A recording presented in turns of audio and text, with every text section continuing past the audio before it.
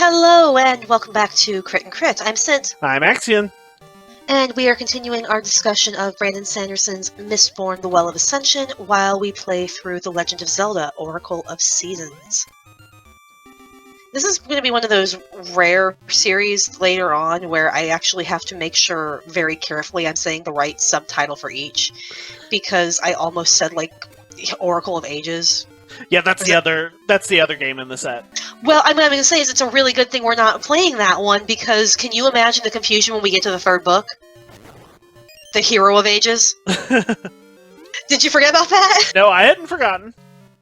Oh, yeah, it's a good thing. It's Little Witch Girl time. Yeah, it's a good thing we're playing this one because, oh my god, the amount of confusion. I trip over this enough as it is. But, yeah, we are continuing with Zelda and Mistborn, and, gonna be trying to get some free stuff. So,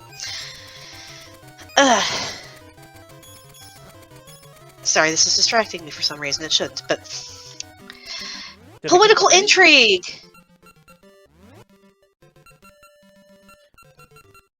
What ring are you looking for? She dropped a ring. So I was seeing if I got it. Did you get it? It looks like I did. Okay. She must like you then. That's what Beyonce says anyway. Anyway, political intrigue. Kind of a necessity when you are having to rebuild, salvage an empire from almost scratch. People are going to want to stop you, which we kind of talked about quite a bit last time with, what happens with taking over. Can you really go through the ideals you want to go through? Are those suitable for the situation you find yourself in? And how many people want you to not be there? But a major part of political intrigue is the intel gathering. And let's just be honest, spies.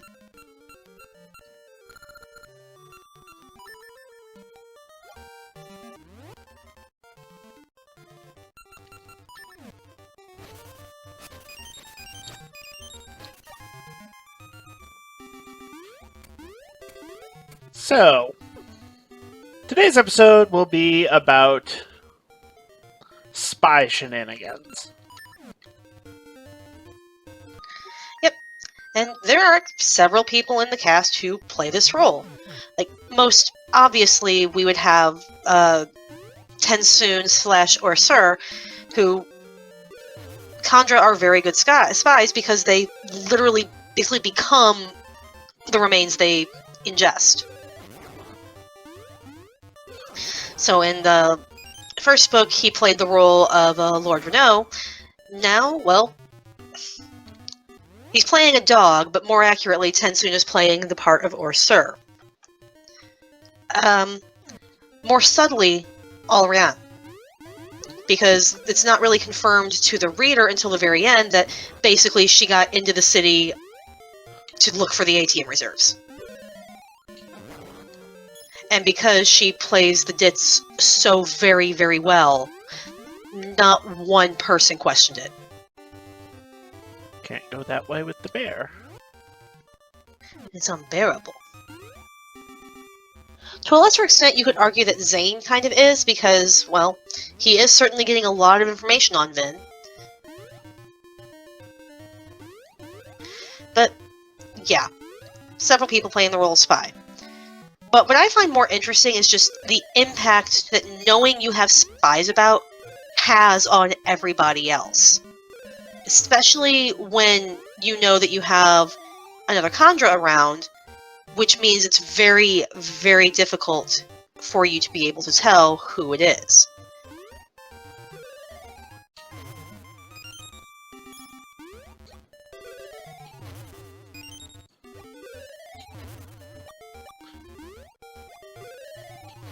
You reach a point of, really, who can you trust?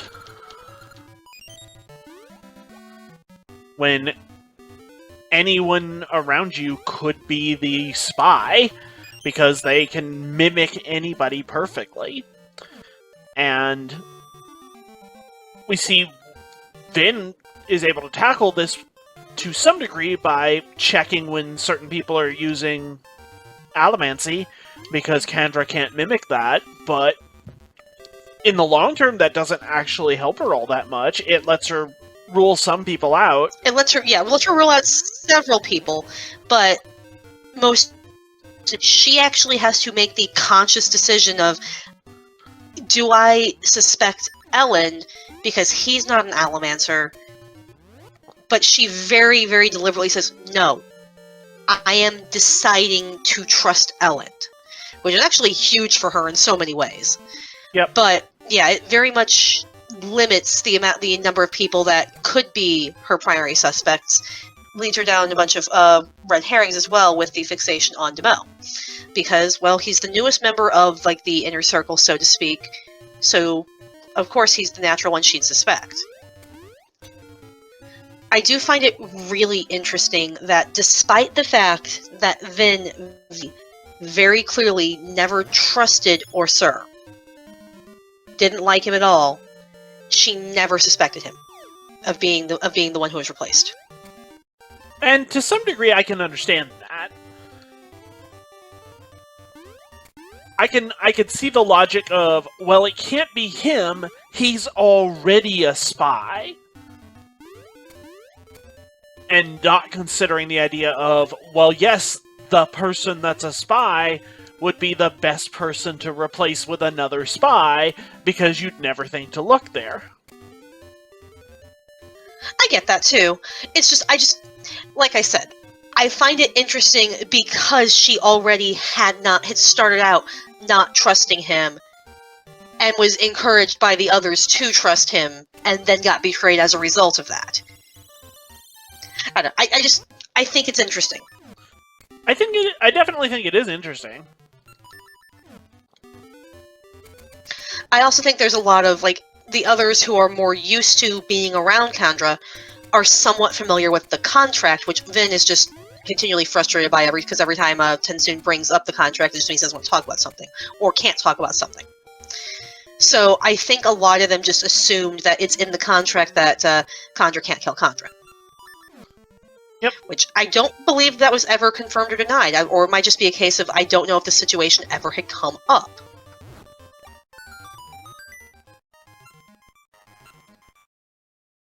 I don't think it's ever mentioned, and all we get out of it is a stray comment from Tensoon at the end. Yay!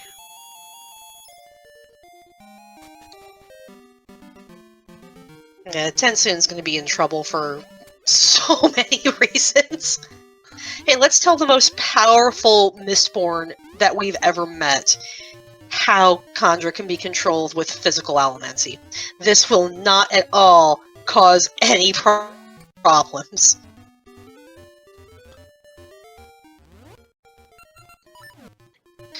But yeah, just the mere suggestion that someone could be a mole can absolutely destroy a dynamic.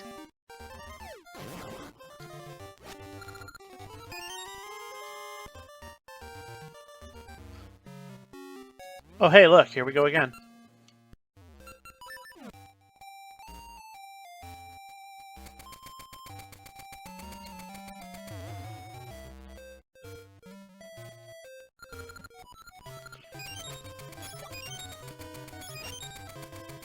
I think she's getting more than you this time. Nope. Okay, if she remembers this so well, how come it keeps happening?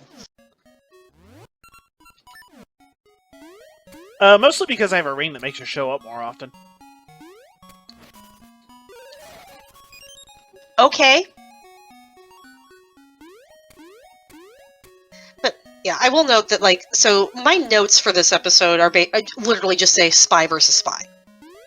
Because after a point, you get into that almost cartoonish mindset of, yes, I know you know. Well, I knew you knew, so I planned around it. Well, I knew you planned around it, so I made my own contingencies. And it's like, okay, welcome to the Light Yagami cosplay contest. Please go sit in the corner and think about what you've done. I never got into Death Note. I think it's obvious. I don't think we reach those levels in Mistborn, to be fair. Just, when you get into the spy versus spy situation, it is a risk that can be run. I think it was handled better here than Death Note. Granted, trip over that bar.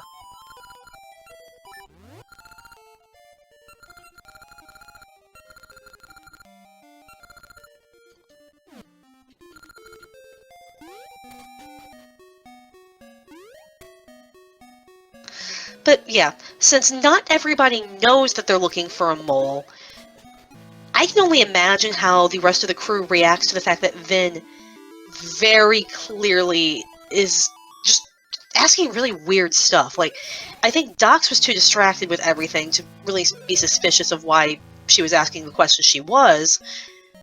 But, like, for people like Spook, oh, you're using Elemancy. Okay, I feel better. You can't be the Khandra.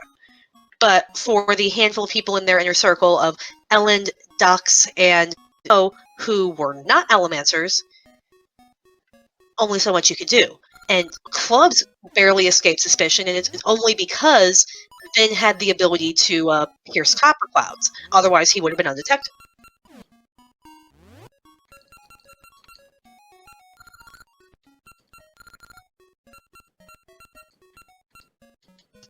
But yeah, it's kind of impressive that just knowing that there was a spy in their midst didn't make them all turn on each other.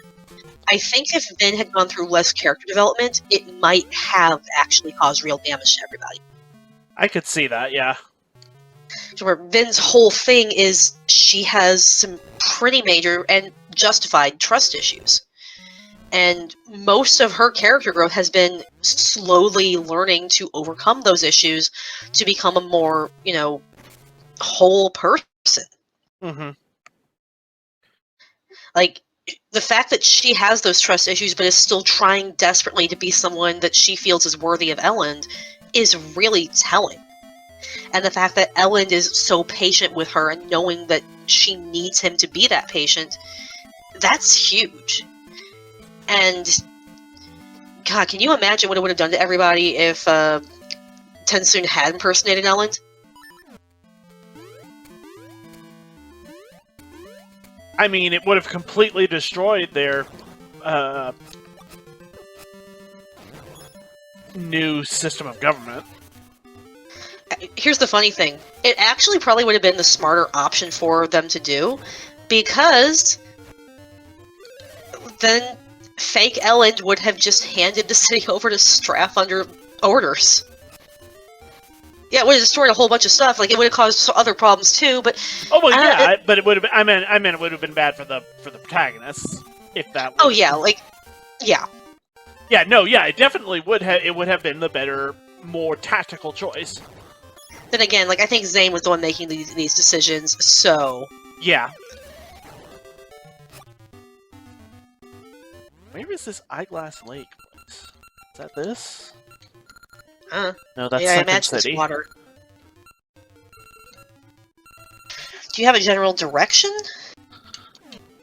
I don't remember. Because I'm going to be honest, with games like this, I'm not always paying the most attention to things. No, so... that's fair. As I said, I find it funny that I can say that, and one of the games I will replay most often on endless mode just to relax is Papers, Please. A game where, if you're not paying attention, you get a game over within 30 seconds. To be fair, you're not playing this one, I am. Yeah. Right, I can't do anything with that until autumn. I don't have autumn. I thought you did. Nope, some of the colors... I have spring, summer, and winter. Okay, it must be summer I've been mistaking for autumn, just because the color palette reads very autumn to me when you do that. That or we're on Scadrial. Yeah, it's more red than that in summer. Yeah. But, yeah, I also find the contract, which we don't really have, the full details of, because, Vin wasn't going to read the contract that Kelsier had and everything to do with that, but indicates a very, very strict code of conduct for the Khandra, which makes most people more willing to be at ease around them. But for Vin, it just makes her uncomfortable. But I do think it's interesting to have that because since Khandra are ideal spies, knowing that they have a very, very strict code that I honestly almost want to compare to the laws of robotics there, makes it very interesting for me. Because it's come to mind when you think of a spy or a mole. Am I wrong?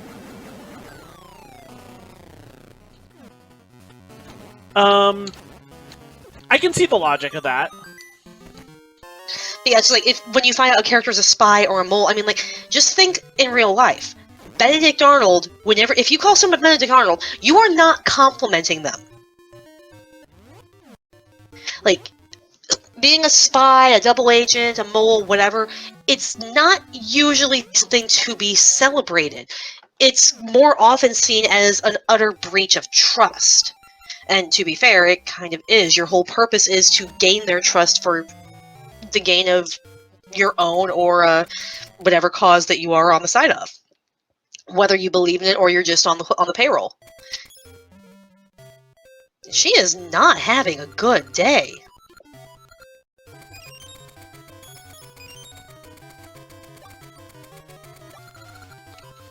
The problem is she has dropped a piece of heart before, and that's what I'm trying to get her to drop again. Have you tried giving her flowers? No, I don't have any flowers. But how is she going to win her heart? Keep ramming into her like that? Okay, so we're going with the kindergarten school of courtship. Courtship? I just want her heart. Ah, you're a Sailor Moon villain. I gotcha. Let's see, where can I go?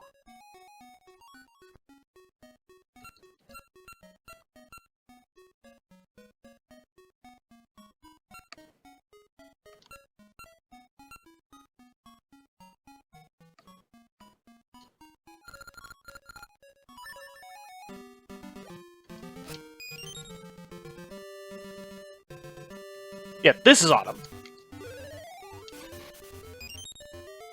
But I don't have it on my rod, so I can't force it to be Autumn. Okay, so yeah, this is what I thought was Autumn. Yeah, this is Autumn. But I can't force Autumn on my stick the way I can the other three. Gotcha.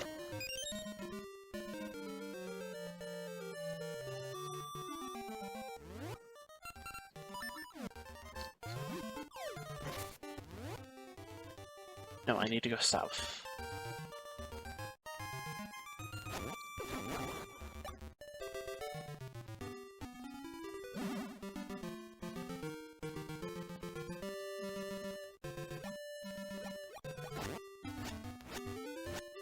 So yeah, do you think it's better or worse for the purposes of the story for your spy characters to have such a strict code of conduct? In some sense, yes. In that... Better or worse? I said, and you said yes. Sorry, as in better.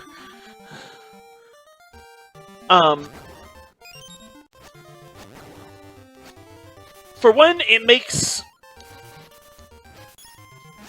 it predictable that... Oh, hi. That wasn't a ring. Nope.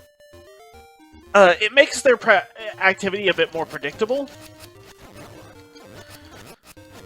And shows that they have limitations. Certain jobs they won't do. Which is generally considered to be a plus in that kind of character concept, that they have lines they won't cross, they have certain jobs they won't take. Yep. For me personally, I think it really depends on the role that you want your spy or mole to play in the context of the story. Like, Sanderson is really big on well-rounded characters in a variety.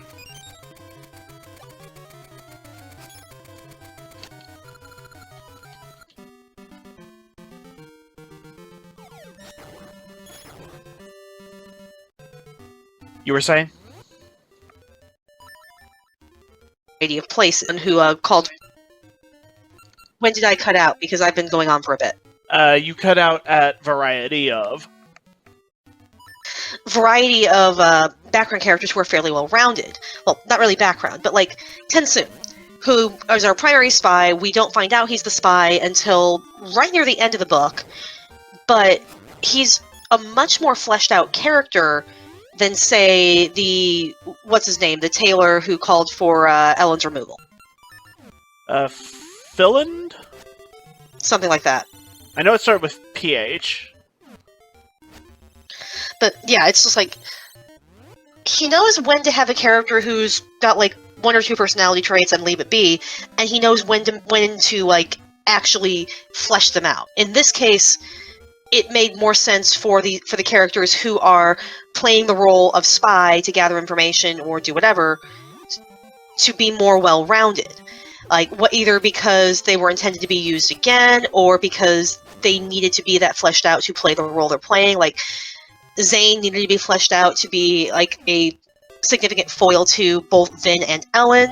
Alrion needs to be fleshed out because, one, I know he's going to use her more later, and also because we weren't supposed to find out she was the spy until after the fact, so that worked out. And then, of course, Tensoon, like, obviously there's going to be more to do with Tensoon, because you don't introduce somebody that fleshed out and then take them away, like, 2 pages after they're introduced as existing.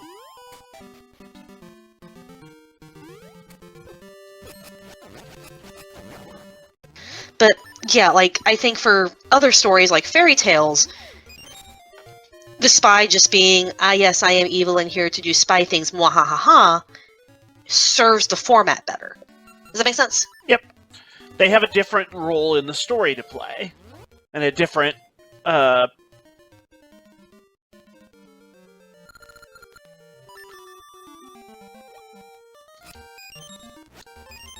different niche that they fill for the purposes of the storytelling.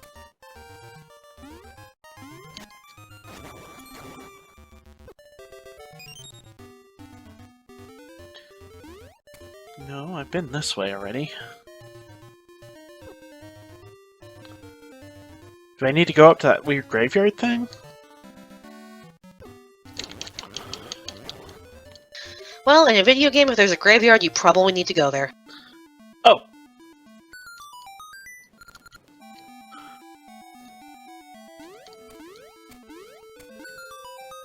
I was about to say, I thought I had more than one jewel. Okay, I need to find the circular jewel.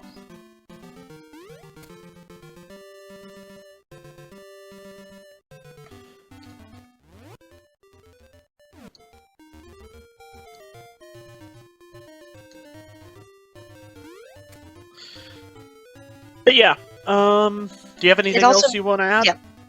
Yeah, like, back to the contracts, it also makes it really interesting when Tensoon, who has bonded with Vin at this point, is inspired to break his contract with Zane. Knowing how important the contract is to Chandra not only makes it unexpected that he went around this, but makes it more meaningful that he did.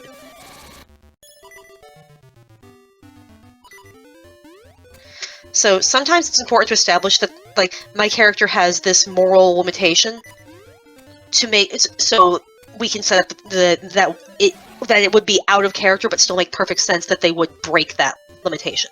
Yep. There is a story that has floated around the internet for years called The Powder Keg of Justice, about a paladin in a D&D game who gives a long lecture about to a captive villain that he's trying to get information out of, that basically goes something along the lines of, are you worth being the reason I fall? I kind of feel like that paladin get along well with my cleric. With the whole idea of, if a cause is worthy enough, a paladin should be willing to sacrifice anything, including their divine powers and their connection with their deity, to see through to the greater good. And that if you are the thing that is worth going that far for, what that would mean to a person and to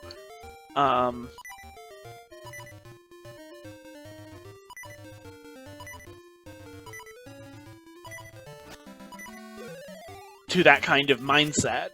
So we kind of see a similar situation with Tensoon, where he has decided that this contract is the most important thing to him, but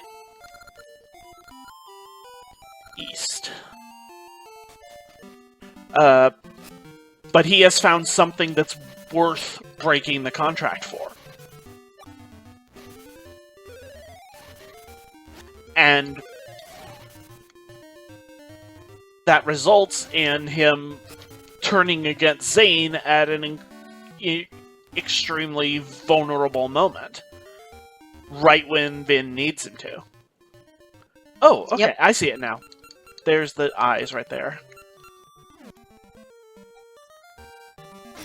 Yeah, that was honestly the last thing I wanted to add on this. Then we will explore,